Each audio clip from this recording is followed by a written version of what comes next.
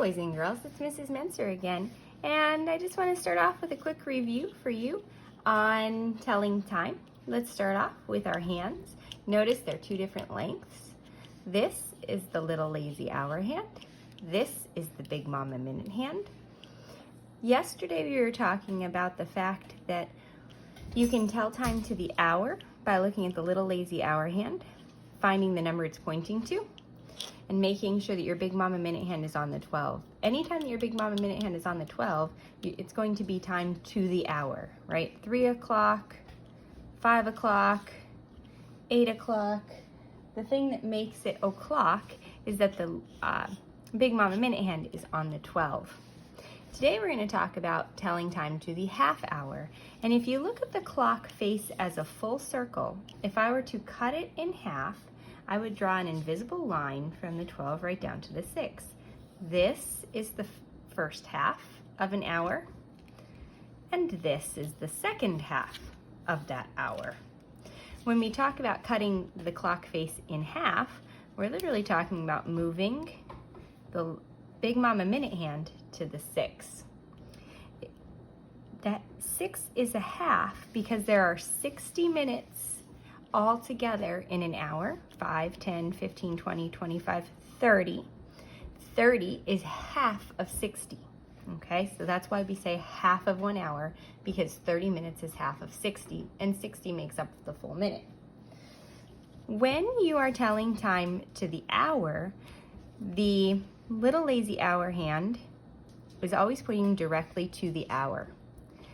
However, as the minute hand, as the Big Mama minute hand moves from going from 3 o'clock to 3:05 to 3:10 to 3:15 to 3:20, 3:25, 3:30, as that Big Mama minute hand moves, so does the little lazy hour hand. And so what happens is the little lazy hour hand ends up pointing between two numbers, and this is what confuses a lot of people because they're not sure which hour it is. What you need to do is you need to ask yourself, what two numbers is it between? Well, my little lazy hour hand is between 3 and 4. And then you ask, is it on the larger number yet? Is it on the 4 yet? No. Then it's still in the 3 o'clock hour. All of the space from this hour all the way to the next number is comprised of the 3 o'clock hour, okay? So if I switched my clock hands, let's go like that. I would start with the little lazy hour hand, and I would ask myself, what numbers is it between? It's between the 5 and the 6. Is it on the 6 yet? No. It's before the 6, it didn't get there yet, which means it's in the 5 o'clock hour. Then I would look at my Big Mama minute hand and I'd see it's pointing to the 6, 5, 10, 15, 20, 25, 30. It is 5:30. If my clock hands were adjusted like that, I would start with the little lazy hour hand and ask myself, where is it? Well, it's pointing between the 10 and the 11. Is it on the 11 yet? No, then it's in the 10 o'clock hour. So it's 10, 5, 10, 15, 20, 25, 30. It's 10:30. If I arranged my clock hands like that, I would start with the little lazy hour hand, and I would see that it's between the 12 and the 1. Is it on the 1 yet? No, that means it's still in the 12 o'clock hour. So it is 12:30, 5, 10, 15, 20, 25, 30. If I arranged my clock hands like this, I would see that the little lazy hour hand is between the 8 and the 9.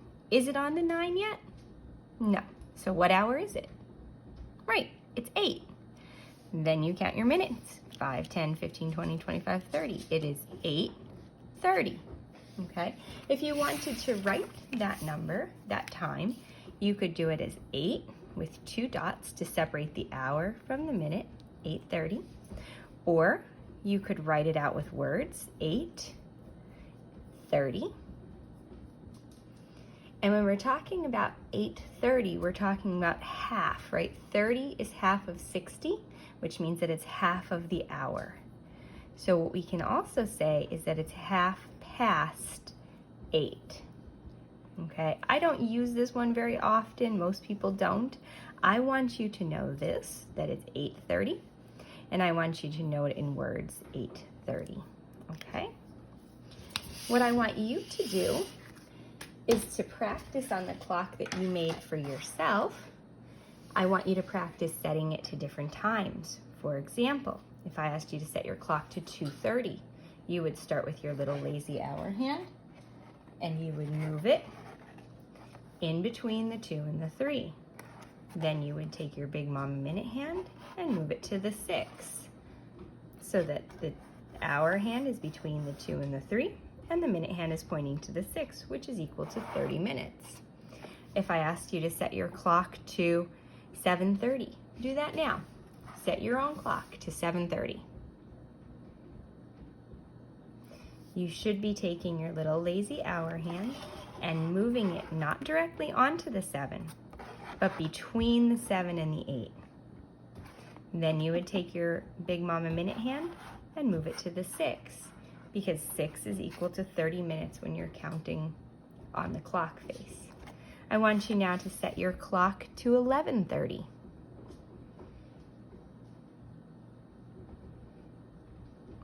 You should be moving your Big Mama, or your little lazy hour hand, in between the 11 and the 12.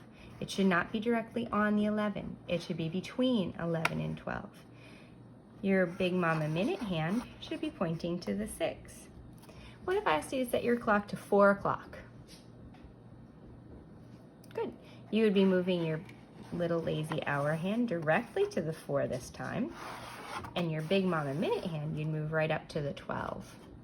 Because 4 o'clock, when we start a new o'clock, a new hour, that's when the little lazy hour hand is pointing directly to the number on the clock face. Otherwise, after it's 4 o'clock, that little lazy hour hand moves. So if I asked you to set it to 4:30, your clock would look like that, where the little lazy hour hand is between the hours and your Big Mama minute hand is pointing directly to the 6.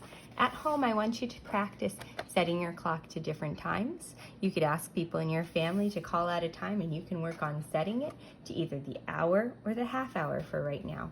Our next video will look at telling time to the 5-minute interval. Thanks for watching, guys. I miss you. Bye.